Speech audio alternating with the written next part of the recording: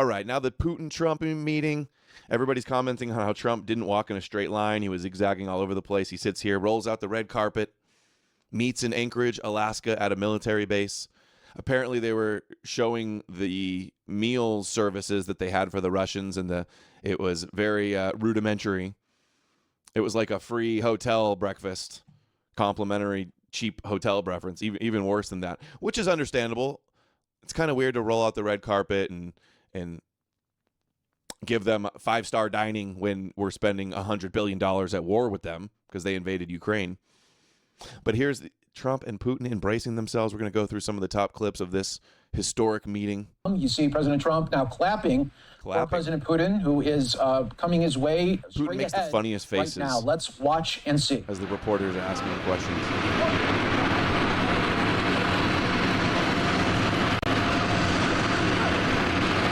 Trump's signature handshake. He's being gentle on Putin. Will he pull up? Yeah, imagine if he pulled out his chair and pushed it in like he did for Netanyahu. See so many times the small talk from as we see so many times the small talk from President Trump already starting with President Putin. They've said some words already. A warm handshake started this summit off right now in Alaska.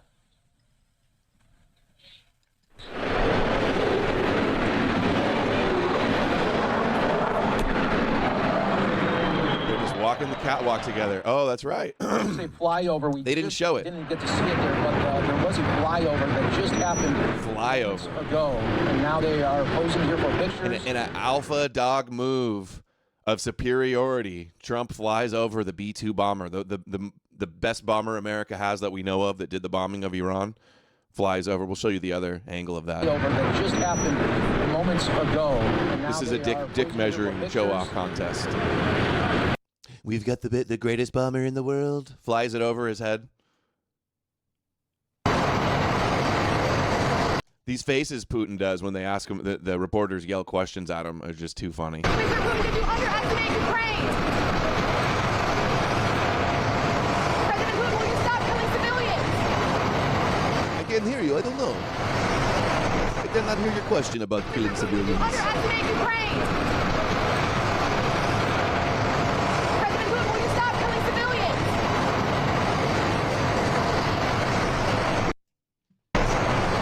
Both in bed with Chabad? Undoubtedly. Undoubtedly. That shrug and that face.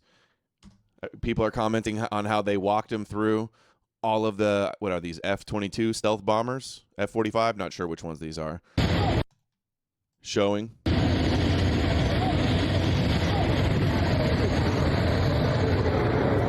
There's the flyover. The B-2 squadron. Showing off. Putin's like, did he really just do that to me? This'll show him how tough I am. This is like an obvious, not so subtle, like threat, intimidation move here.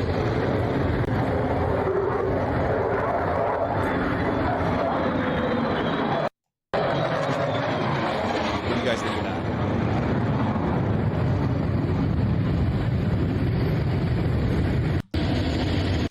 Is that Trump's way of trying to act tough in front of America? Is that an alpha move to impress America or to intimidate Putin? Flying a nuclear bomb over Putin's head with no warning is bold. Look at this. This is how you negotiate. Flew the B-2 stealth bomber over, and also all the F-22s and helicopters lined up. Like that's where he drives them through.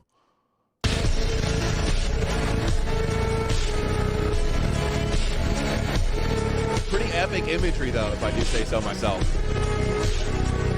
Those jets look amazing.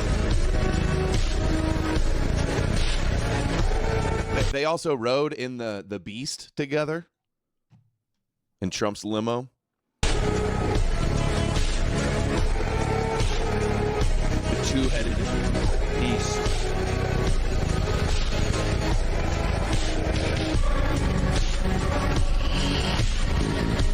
Alex Jones loves it. Oh, everybody's loved it. Look, this has 48,000 likes.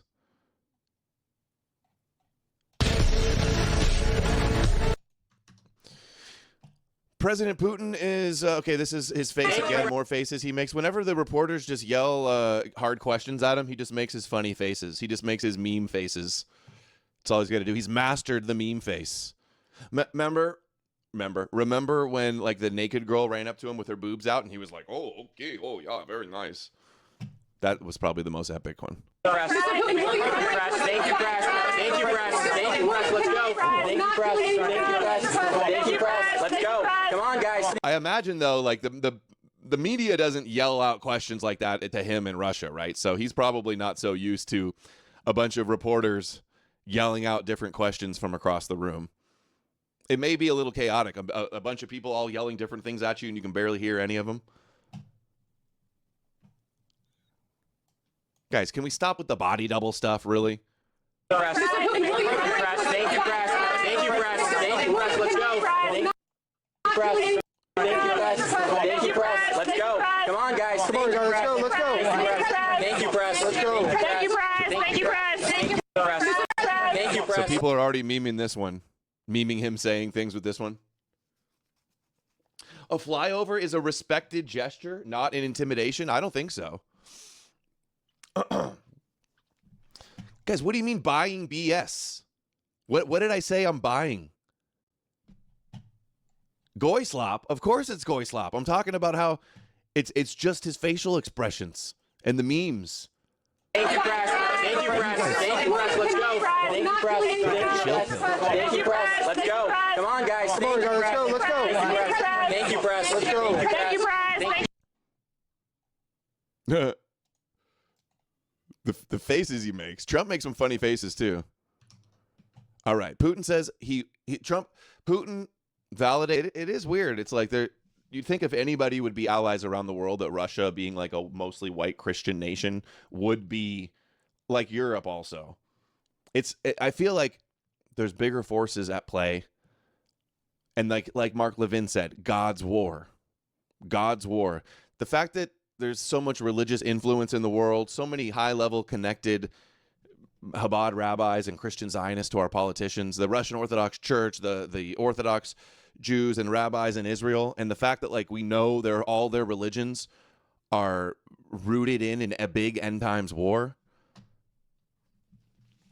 It just feels like a big chessboard for God's war. The pieces are all in place. Back then, there will be no war. First, there will be peace, and then the war will break out. Remember, I was saying that Trump was going to come in and have a big W. He promised to do it on day one. He hasn't done that, but maybe he'll have. I mean, it's still in the first year. If he is able to work out some deal, he's going to get so much praise for it. They're going to give him the Nobel Prize. And then we'll have peace and security. And when peace and security happens, then that's when shit will break through. And I'd like to remind you that in 2022, during the last contact with the previous administration, I tried to convince my previous American colleague that the situation should not be brought to the point of no return when it would come to hostilities. And I said it quite directly back then that it's a big mistake. Today, when President Trump is saying that if he was the president back then, there will be no war. And I'm quite sure that it would indeed be so. I can confirm that. I think that overall, Trump is so happy. He's like, oh, hey, did you hear that, guys? Trump has said 1,000,000 times that war would have never happened if I was in office. They didn't steal the election from me. That war would have never happened. They're incompetent. Giving Trump that, a big concession to get Trump. He knows how to sugar Trump up. He knows how to sweeten him up and lavish praise on him like that. Putin has also said the election was stolen from Trump too. He's glazing Trump so he can manipulate him and get what he wants. me and President Trump have built a very good, businesslike, and trustworthy contact. And I have every reason to believe that moving down this path, we can come, and the sooner the better, to the end of the conflict in Ukraine. I'd like to remind you that if Trump comes up with a W with this after he just got, we're going to get to the Zelensky clips today in a second that are just happening right now. If Trump has a W here, they're for sure going to give him the Nobel Peace Prize. He will be the Prince of Peace. They're going to probably do more Abraham Accords too. I'm interested to see what's going to go on with a Palestinian state in the West Bank, because Trump seems to be dragging his feet and opposed to it, but all these other countries are announcing that they're going to recognize Palestine. Putin switches to English and invites Trump to Moscow for the next round of talks. He sounds so weird in English too. Again, Mr. President, I'd like to thank you very much, and we'll speak to you very soon and probably see you again very soon. Thank you very much, Vladimir. Next time in Moscow. Oh, that's an interesting one. I don't know. I'll get a little heat on that one, but I can see it possibly happening. Thank you very much, Vladimir. And thank you all. Thank you. Next time in Moscow. Again, Mr. President, I'd get in a lot of trouble if I went to the Kremlin. If I went and... Oh, look, he said it again. All right, well, that's the same clip we just saw. Okay, Trump and Putin sharing a warm goodbye with one another behind the scenes.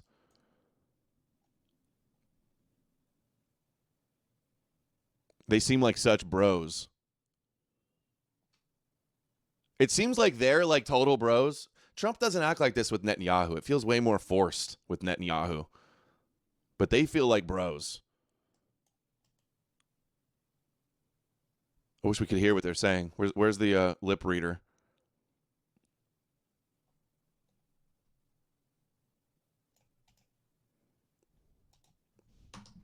I wonder how long till we... I mean, they didn't have a ceasefire. They didn't really agree to... He says that it was a 10 out of 10. He gives the meetings because they got along so well. But I don't know what change outcomes there's going to be from this. So Zelensky came and met with him in the White House today. All of the Putin shills are having mental breakdowns that he was wearing a T-shirt at some earlier meeting. And then he does put on a jacket and a button-up shirt, and they still, Alex Jones and all of the big Putin shills are just like, what he's wearing. Like, they're the fashion police all of a sudden.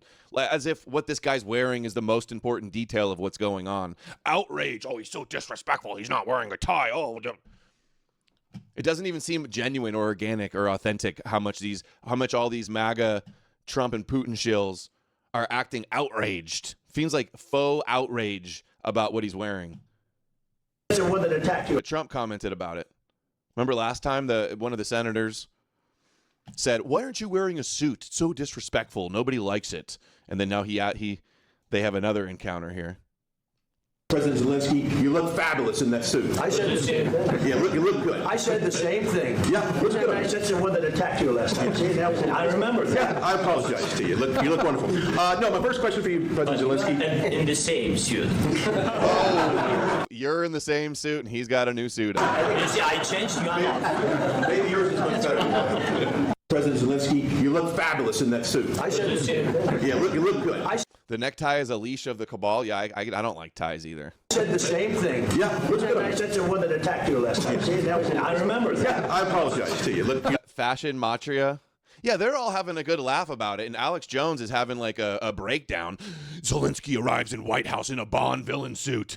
I think there's a bag of Coke on the table. No, it's not a napkin. It's a bag of Coke. Like, the Zelensky outrage all the time from Jones just reeks that he's a Russian agent. Doesn't seem genuine at all. So Zelensky has gone into the building, literally wearing a James Bond villain outfit. I mean, my God, if he's going to wear a Nazi uniform, why doesn't he get a Hugo Boss one or something? Oh, he's wearing a Nazi uniform. See what Jones is about, guys? See the way he operates? First, he's complaining that he's wearing a shirt. Then he puts on a button-up shirt and a jacket like he always wears. He doesn't wear a tie on his show either.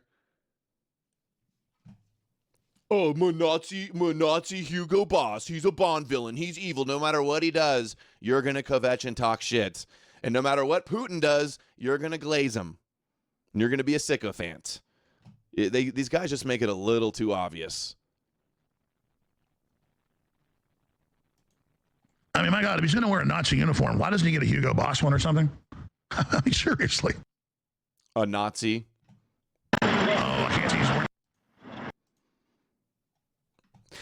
Making all of the focus about what he's wearing. He's pulling out. Let's go to the audio. Here it is.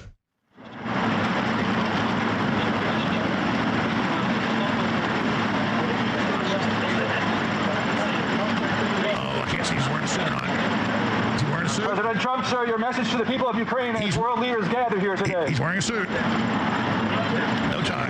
And Russia continues to attack civilians, this time in Kharkiv, killing many. Is there a just stop for peace on the Jones is thinking, oh, he's wearing a suit. How can I still talk shit? What can I say? How can I trash him? Even in the White House, Trump's got people catcalling him. Wow, so he's like wearing a Mao Zedong outfit, or like what the torture master O'Brien wears in 1984? Couldn't wear a more totalitarian outfit, so he didn't wear his normal little monkey suit, his little black onesie. He's wearing a black shirt, if you're a radio listener. Black button-up shirt with a black jacket, like he's an undertaker.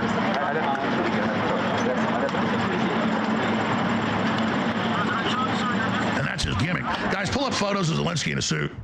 I mean, he does look like a pedophile in a regular business suit. Okay, guys, come on. All right. And anybody in the chat saying, oh, Zelensky's a Jew, and what do you love Zelensky? I don't love Zelensky. I can see Russia propagandists seething faux outrage propaganda, focus on what he's wearing from these Putin shills. It's fucking obvious. So Zelensky has gone into the building literally wearing a James Bond villain outfit. Hitler wore a brown one because it's, a little friendlier. Only his SS wore the black uniforms. The people in the black uniforms are coming to kill you. But he's so weak, it's all about projecting power. Never been in the military, probably never been in a fist fight. Known for playing the piano with his penis. He's so weak. He's so weak. He's the leader of a country that's at war. He's so weak, trying to have a little solidarity, doing his weird thing about he's so weak. Like, his country's at war. They got invaded. He's not wearing a suit because he's having solidarity with the military, basically. That's why he's wearing the military shirt all the time. And this is what we get. All right. They'll probably, within 10 minutes or so, go right to a press conference. We'll go immediately to it. Okay. Sydney Sweeney. There's Jones seething. Look, Alex Jones, he arrives 15 minutes late to the White House meeting in all-black warlord dictator outfit. Dude, is it just not so obvious what he's about? Any little way you can try to smear and make them look bad.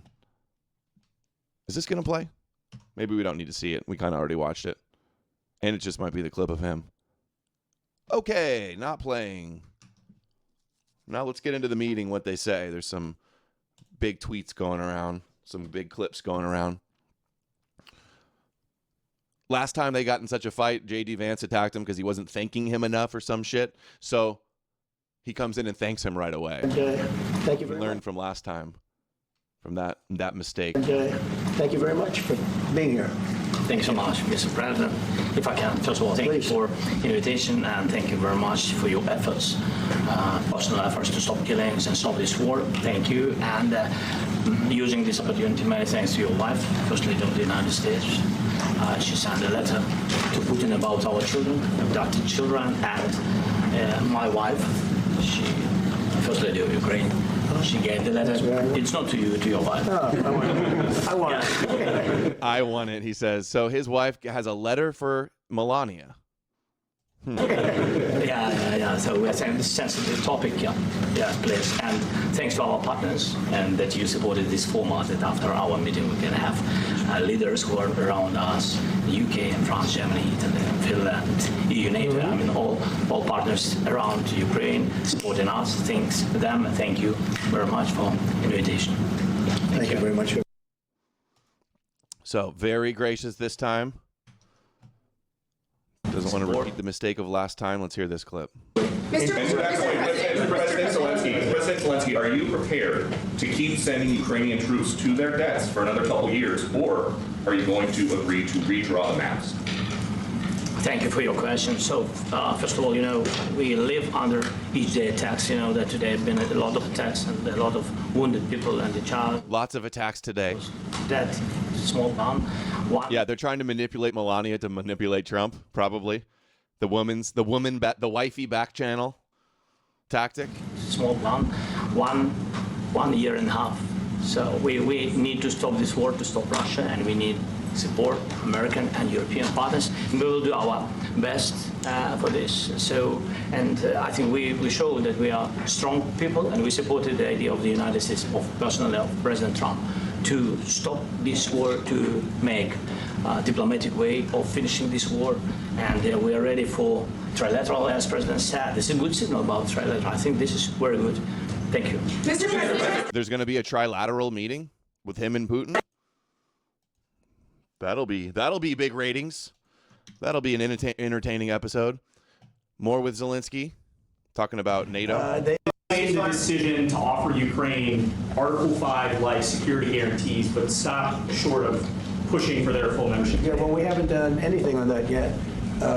If you look back and you go, there's always a statement that they would never allow Ukraine into NATO. So that was a statement that was made, but we haven't discussed any of that yet. We're going to be discussing it today, but we will give them very good protection, very good security. That's part of it. And the people that are waiting for us, they are, I think they're very like-minded. They want to help out also. Made the decision to offer Ukraine Article 5-like security guarantees, but stop short of pushing for their full membership. Yeah, well, all right, this is the one. So they talk about him being a dictator, not holding elections during the war, and then Trump floats the idea, which I've said many times I think is going to happen, that in 2028, when the re-elections are coming around, another war with Iran's going to kick off, and Trump's going to cancel the elections. And now here he is teasing, floating the idea again. Upon peace, God willing we get peace. Upon peace, God willing we get peace. Are you open to holding an election in your country? Yes, of course. We are open for election, yes. We have to do safety circumstances, and a little bit we need to work in the parliament, because during the war you can't have elections, but we can do security. We need, maybe, how to say, we need a truth, yes, everywhere, the battlefield, in the sky, and the sea, yeah, to make it possible for people to do democratic, open. Like guys like Jones and everybody, they're like, Trump called Zelensky a dictator in a tweet. And then everybody's always saying, oh, he's a dictator. They'll never call Putin the dictator. He's been in power for like 25 years and is the actual dictator. But they say Zelensky is because he canceled the elections like once. He's been in power for like a few years.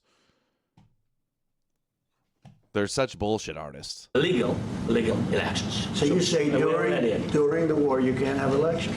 So let me just say 3.5 years from now. So you mean if we happen to be in a war with somebody, no more elections. Oh, it's good. I wonder what the fake you like this idea? Yeah. No. Speaking of news, he's ready for another term. I got a question. That golden smile. That sounds pretty good. 3.5 years, I can stay in power. If we happen to be in a war with somebody. If I happen to bomb Iran again. If we happen to say that Iran has nukes and we got to bomb them again, I guess I can stay in power. That's all I got to do. Is that what you're telling me? Are those the rules? The fake news isn't going to like it, but I guess if we're in a war, no elections. Have I not been saying this over and over again? And I don't think I'm the only one that's speculated that this could happen, that Trump starts up another war. They have 3.5 years, so they make a big deal. Trump gets the Nobel Peace Prize, the Covenant of the Many, the expansion of the Abraham Accords, talk of a two-state solution with Palestine, and then we have 3.5 years, like in the Bible. The Antichrist makes the Covenant of the Many, and then it lasts for 3.5 years, and then the war breaks out. What a coincidence. We're getting a 3.5 years mention when that's like the biblical Antichrist peace covenant before the end times war. What are the odds? Have I not been saying for years Trump's going to get back into power and be this peacemaker and then have peace for 3.5 years, and then the war breaks out, and now this is happening? Are you kidding me? No more elections. Oh, it's good. I wonder what the fake you like this idea? Yeah. No. Speaking of news, I got a question. Upon peace, God. I wonder if the Antichrist guy on YouTube, the guy with the YouTube channel all about Trump being the Antichrist, I wonder if he's going to pick up on that 3.5 year thing. I'll have to keep an eye out. All right, here's more on the trilateral meeting we're discussing. Yes, Peter, go ahead. Thank you, President Trump. So, President Zelensky, you say in the Post-Times today, Russia must end this war, which it itself started. President Trump, you say President Zelensky of Ukraine can end the war with Russia almost immediately if he wants to. If he gives Russia everything they want. If he wants to. If he wants to. Which is? Yeah, Yeah, I think that's true. I think we're going to have a meeting. I think if everything works out who well. else could end the war if he wanted? Putin. He can retreat from where they invaded and the war could be over. How about that? Does he ask Putin that same question? No, of course not. Today we'll have a trilat, and I think there will be a reasonable chance of ending the war when we do that.